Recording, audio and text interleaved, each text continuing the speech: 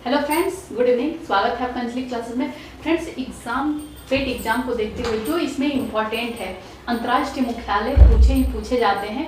तो इसमें एक पास कलेक्शन लेके आई हूँ आपके पास अंतर्राष्ट्रीय मुख्यालयों का, कि आप एक पास देखेंगे, क्योंकि बहुत सारी चीज़ों जैसे कि यूनिसेफ है, यूनेस्को है, इन सब का कंफ्यूजन हो जाता है कि किसका कहाँ है। यार तो सब रहता है लेकिन कंफ्यूजन हो जाता है, क्योंकि जेनेवा दे दे, केन्या दे दे, नैरोबी दे दे, तो सब कंफ्यूजन हो जाता है। तो यहाँ पे एक पास पढ़ेंगे तो सब में अंतर समझ में आएगा और आपका इसमें से फिक्स है कि एग्जाम में आना ही आना है। तो आइए शुरू करते हैं। पहला है कि संयुक्त राष्ट्र संघ यानी कि यूएनओ का गठन कब हुआ था। तो यूएनओ का गठन जो है कि अंतर्राष्ट्रीय मुख्यालय में सबसे पहले संयुक्त राष्ट्र संघ का गठन हुआ। तो ये कब हुआ था? 24 अप्रैल 1945 को हुआ था। 24 अप्रैल 1945 को इसका क्या हुआ था? गठन हो गया था। अब यहाँ पे है कि इसका मुख्यालय कहाँ है। इसका मुख्यालय कहाँ पड़ता है? संयुक्त राष्ट्र संघ का। तो इसका मुख्यालय आप याद रखेंगे कि न्यूयॉर्क में पड़ता है। कहाँ पड़ता है? न्यूयॉर्क में इसका मुख्यालय पड़ता है। अब इसमें बात की जाती है कि संयुक्त राष्ट्र संघ के बारे में बहुत ज्यादा पूछता है कि संयुक्त राष्ट्र के अस्थायी सदस्य देश कितने हैं, या फिर संयुक्त राष्ट्र में कितने देश भाग लेते हैं, ये पूछता है कि कितने इसमें अस्थायी सदस्य हैं। तो सबका यहाँ से आपको आंसर मिलने वाला है। या फिर ये पूछ देता है कि कौन कौन से देश अस्थायी सदस्य में आते हैं, उनके नाम 4 देगा कि निम्न में से कौन सा एक अस्थायी सदस्य नहीं है, तो आपको वो छांटना होता है। तो यहाँ पे सबसे पहले ये जान लीजिए कि संयुक्त राष्ट्र के अस्थायी सदस्य देशों की संख्या कितनी है? 5 है। अस्थायी सदस्य की बात कर रही हूँ। वहीं पे अगर टोटल की बात की जाए, संपूर्ण जो है कि संयुक्त राष्ट्र क्या है,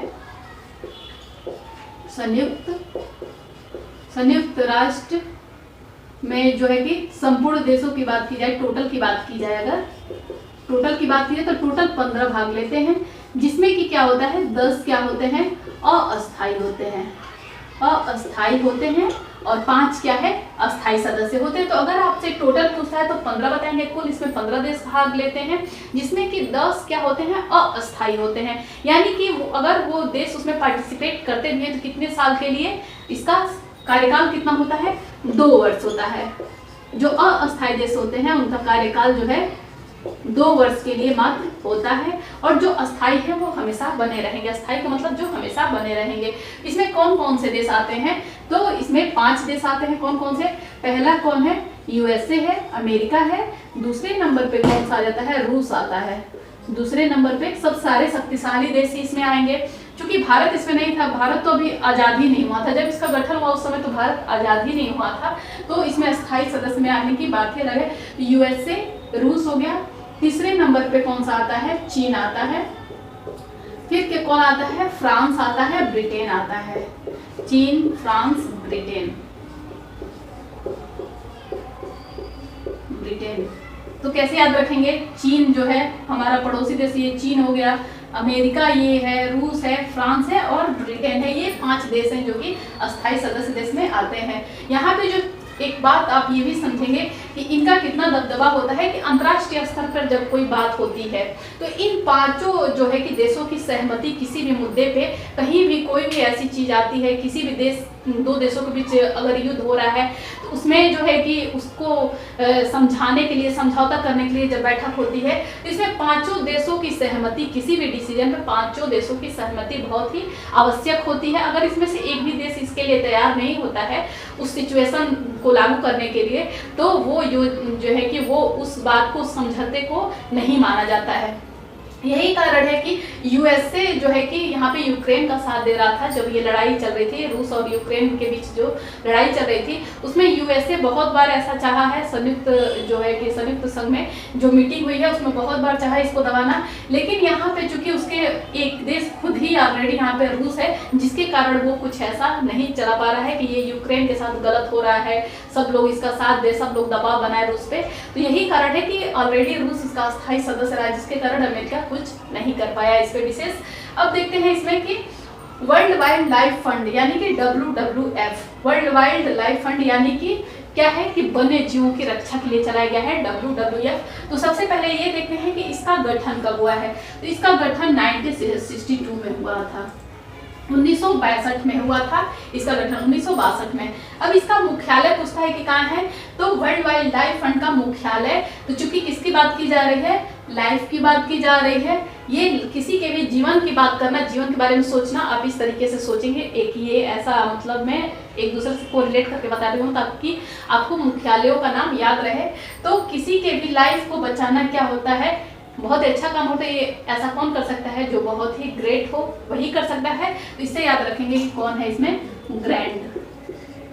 ग्रैंड जो है इसका मुख्यालय है, ग्रैंड में इसका मुख्यालय है। ग्रैंड पड़ता कहाँ है, किस देश में पड़ता है, तो स्विट्जरलैंड में पड़ता है, स्विट्जरलैंड में पड़ता है। अगर स्विट्जरलैंड की राजधानी की बात की जाए तो स्विट्जरलैंड की राजधानी जो है वो कहाँ है, तो चूंकि आप स्वीट रहेंगे तो लोग आपसे क्या करेंगे, जलेंगे, यानी कि बर्न होंगे। तो इसकी राजधानी क्या हो गई, बर्न हो गई। ठीक है, तो ये इसका मुख्यालय ग्रैंड में है जो कि स्विट्जरलैंड पड़ता है, और स्विट्जरलैंड की राजधानी पूछता है तो ये बर्न हो गया, बर्न उसकी राजधानी है। ये स्विट्जरलैंड में एक जगह है ग्रैंड यानी कि बहुत ही बड़ा। और ये लाइफ की बात हो गई, तो लाइफ में जो बचाने का काम करे वो बहुत ही ग्रैंड है, बड़ा है, तो ये ग्रैंड मुख्यालय हो गया। इसमें प्रतीक जानवर एक चिन्ह लिया गया है, तो किस जानवर का चिन्ह लिया गया है ये भी कई बार टेट के एग्जाम में भी पूछा गया है। तो इसमें जो है कि प्रतीक जानवर क्या हो जाएगा, ज्वाइंट पांडा हो जाएगा। क्या होगा, याद रखिएगा कि ज्वाइंट पांडा हो जाएगा। ज्वाइंट पांडा इसका प्रतीक जानवर है। गठन 1962 में हुआ था, मुख्यालय ग्रैंड है जो कि कहाँ पड़ता है, स्विट्जरलैंड में। और आप स्वीट हैं तो लोग आपको देख के जाहिर सी बात है कि जलेंगे, यानी कि बर्न है। अब आइए नेक्स्ट देखते हैं इसमें। अब इसमें नेक्स्ट देखते हैं कि संयुक्त राष्ट्र पर्यावरण कार्यक्रम यानी कि यूएनईपी से इन्वायरमेंटल प्रोग्राम देख रहे हैं, यानी कि किससे संबंधित है। कभी कभी ये रहता है कि यूएनईपी किससे संबंधित है या फिर इसका फुल फॉर्म क्या है, तो ये सब याद रखेंगे कि संयुक्त राष्ट्र पर्यावरण कार्यक्रम है। तो इसका गठन कब हुआ था, तो WWF जैसा कि अभी हमने आपको पहले बताया कि वर्ल्ड वाइल्ड लाइफ के बारे में बताया हमने। तो इसमें क्या है कि उसका गठन जब हुआ था 1962 में हुआ था, ठीक उसके 10 वर्ष बाद यानी कि 1972 में। कब हुआ था, 1972 में हुआ था। 1972 में इसका गठन हुआ था, संयुक्त राष्ट्र पर्यावरण कार्यक्रम, पर्यावरण को लेकर के इसमें कार्य किया गया। इसका मुख्यालय कहाँ आता है, यूएनईपी का मुख्यालय कहाँ आता है, तो केन्या आता है। इसका मुख्यालय नैरोबी है। नैरोबी क्या है, राजधानी है, किसकी राजधानी है, तो केन्या की। केन्या देश है, ये देश का नाम है, और इसकी राजधानी जो है कौन सी है, नैरोबी। यहीं पे इसका मुख्यालय है, नैरोबी में ही इसका मुख्यालय है। ठीक है, तो बात अगर ये पूछता है कि राष्ट्रीय संयुक्त राष्ट्र पर्यावरण कार्यक्रम यानी कि यूएनईपी का मुख्यालय कहाँ है, तो यूएनईपी का मुख्यालय आप याद रखेंगे पर्यावरण का कहाँ से है संबंध, तो नैरोबी से है जो कि केन्या देश की राजधानी है। अब यहाँ पे कभी कभी पूछता है कि किससे संबंधित है, तो पूछता है कभी कभी ना कि ग्लोबल 500 किससे संबंधित है, ग्लोबल 500 किससे संबंधित है। यहाँ पे नीचे विभिन्न जो है कि लिखे गए हैं, ये इसमें जरूर आता है, जीके में हमारे जनरल अवेयरनेस में जरूर आता है, जनरल नॉलेज में जरूर आता है। तो इसमें है कि ग्लोबल 500 किस लिए दिया जाता है या फिर किससे संबंधित है, तो ये पर्यावरण से संबंधित है, ये एक पुरस्कार है और पर्यावरण के क्षेत्र में दिया जाने वाला पुरस्कार है। तो ग्लोबल 500 क्या है कि पर्यावरण के क्षेत्र में दिया जाने वाला पुरस्कार, पर्यावरण के क्षेत्र में दिया जाने वाला पुरस्कार, दिया जाने वाला पुरस्कार, पर्यावरण के क्षेत्र में दिया जाने वाला पुरस्कार हो गया कौन, ग्लोबल 500 हो गया। अब हम बात करते हैं स्टॉकहोम समझौता की, बात करते हैं कि इसका गठन कब हुआ था, लागू कब हुआ और संबंधित ये किससे है। तो स्टॉकहोम समझौता सबसे पहले हम बात करेंगे कि संबंधित किससे है, तो ये भी किससे संबंधित है, पर्यावरण से ही संबंधित है। तो संबंधित किससे है, पर्यावरण से ही संबंधित है। और इसका गठन कब हुआ था, तो इसका गठन 1972 में हुआ था। चूंकि पर्यावरण जब ये कार्यक्रम बना तो उसमें कौन सी समझौता की गई, स्टॉकहोम समझौता की गई, यानी कि कौन सा हो जाएगा 1972 में। लेकिन लागू कब हुआ, कब से इसको जैसे कि मनाया जाने लगा, तो ये 5 जून 1973 से इसको लागू कर दिया गया। और आज भी हम पर्यावरण दिवस जो है इसमें बात करें कि पर्यावरण दिवस, ये भी बहुत ज़्यादा इम्पोर्टेंट है, पूछता है। तो पर्यावरण दिवस हम कब मनाते हैं, इसी की वजह से पर्यावरण दिवस हम 5 जून को मनाते हैं। ये भी बहुत ही ज़्यादा इम्पोर्टेंट है, ये देख लीजिए, पर्यावरण दिवस 5 जून को मनाते हैं। 1972 में चूंकि पर्यावरण कार्यक्रम का जो गठन हुआ था और लागू कब हुआ, 5 जून 1973 को। और ये संबंध स्टॉकहोम समझौता संबंधित किससे, स्टॉकहोम समझौता संबंधित है किससे, तो UNEP से संबंधित है। अब हम बात करते हैं कि यहाँ पे निम्नलिखित सम्मेलन है या फिर प्रोटोकॉल है और ये किससे संबंधित है, ये डायरेक्ट पूछा जाता है। तो रियो सम्मेलन किससे संबंधित है, तो ये रियो सम्मेलन का सन क्या था, 1992, और ये पृथ्वी शिखर सम्मेलन के नाम से भी जाना जाता है।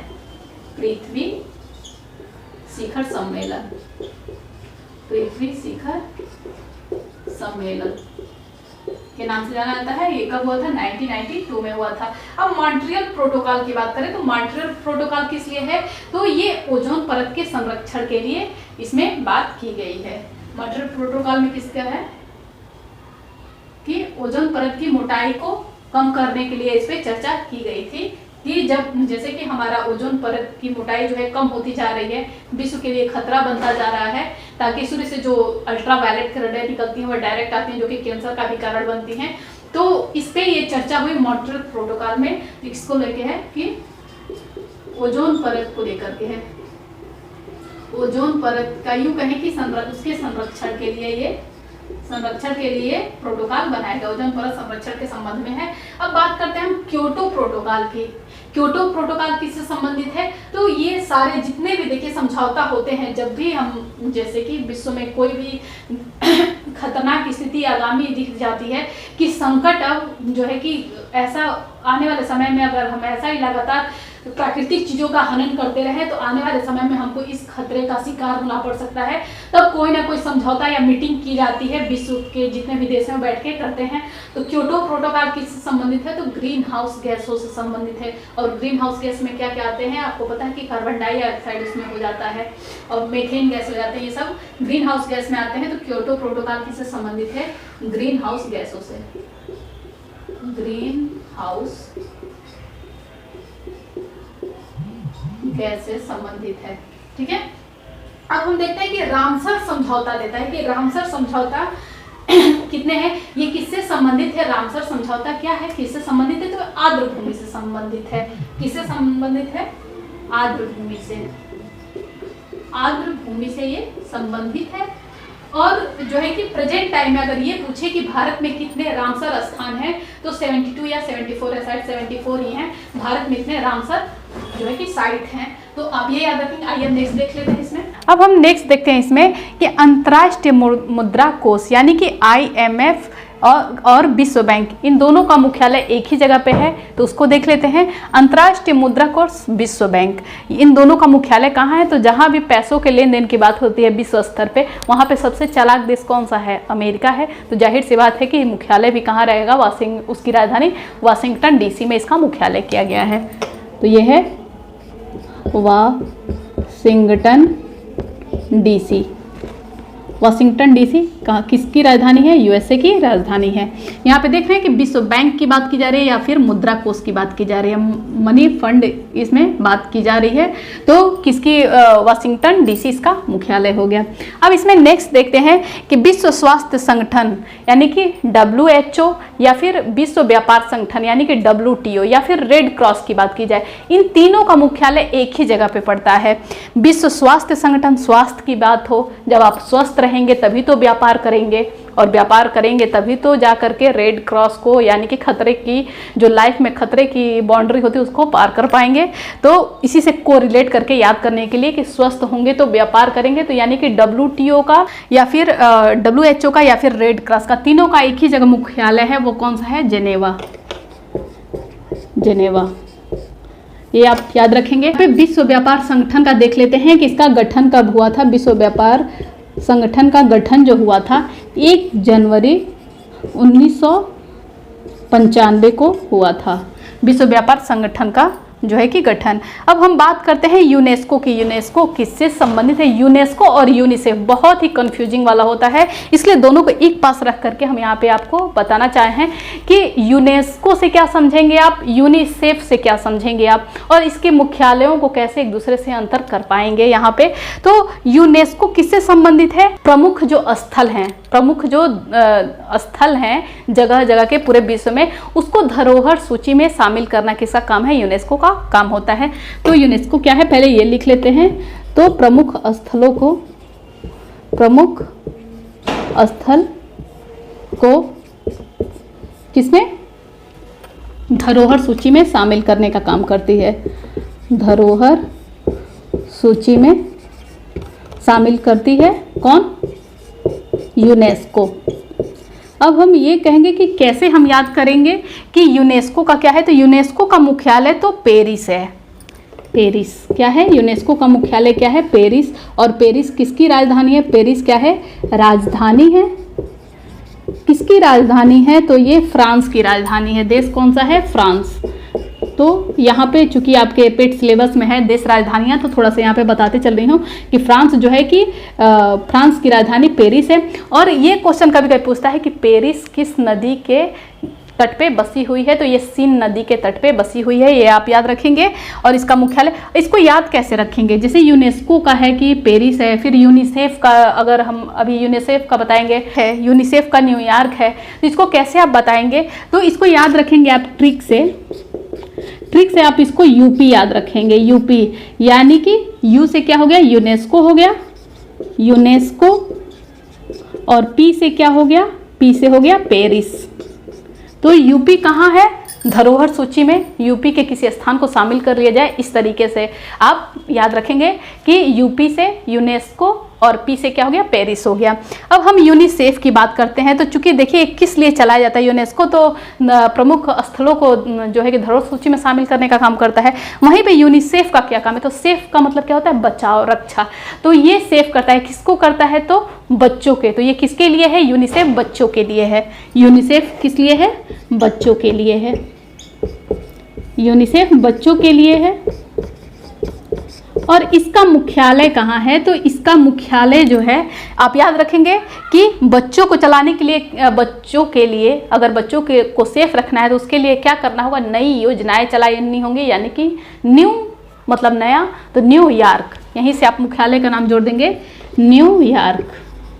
न्यूयॉर्क, ठीक है। नया काम, न्यू मतलब नया होता है, तो न्यूयॉर्क यहाँ से आप याद रखेंगे कि यूनिसेफ का। चूंकि देखिए अभी पढ़ रहे हैं आपको इजी लगेगा, लेकिन जब एक साथ दिया होता है कि WHO, WTO, यूनेस्को, यूनिसेफ एकदम, और सारे ऑप्शन दिए रहेंगे कि न्यूयॉर्क है, पेरिस है, जिनेवा है, वाशिंगटन DC है, नैरोबी है, वहाँ पे बहुत ही ज़्यादा कन्फ्यूजन हो जाता है। तो थोड़ा थोड़ा अपने दिमाग में इस तरीके का ट्रिक रख करके एक दूसरे से को रिलेट करके बस पढ़ लेंगे तो ये चीज़ें। और इसमें से जो क्वेश्चन है 1 नंबर के, चाहे इधर से पूछे चाहे उधर से पूछे, या फिर 1 से 2 नंबर इसमें आने ही आने होते हैं। अंतर्राष्ट्रीय न्यायालय में आप किसी भी एग्जाम में देख लेंगे, ये बहुत ही ज़्यादा इंपॉर्टेंट है। पेट में तो और ज़्यादा इंपॉर्टेंट है, टेट की एग्जाम हो या फिर पेट का एग्जाम हो, इनमें बहुत ही ज़्यादा जरूरी होता है। तो यहाँ पे अंतर्राष्ट्रीय मुख्यालय से जुड़ी हुई जितनी भी पॉसिबिलिटी थी क्वेश्चन के पूछने की, वो हमने इसमें कवर करा दिया है। उम्मीद करती हूँ कि आपको ये क्लासेस पसंद आए होंगे। अगर क्लासेस पसंद आते तो प्लीज़ लाइक करें, सब्सक्राइब करें और ज़्यादा से ज़्यादा शेयर करें। Thank you for watching this video.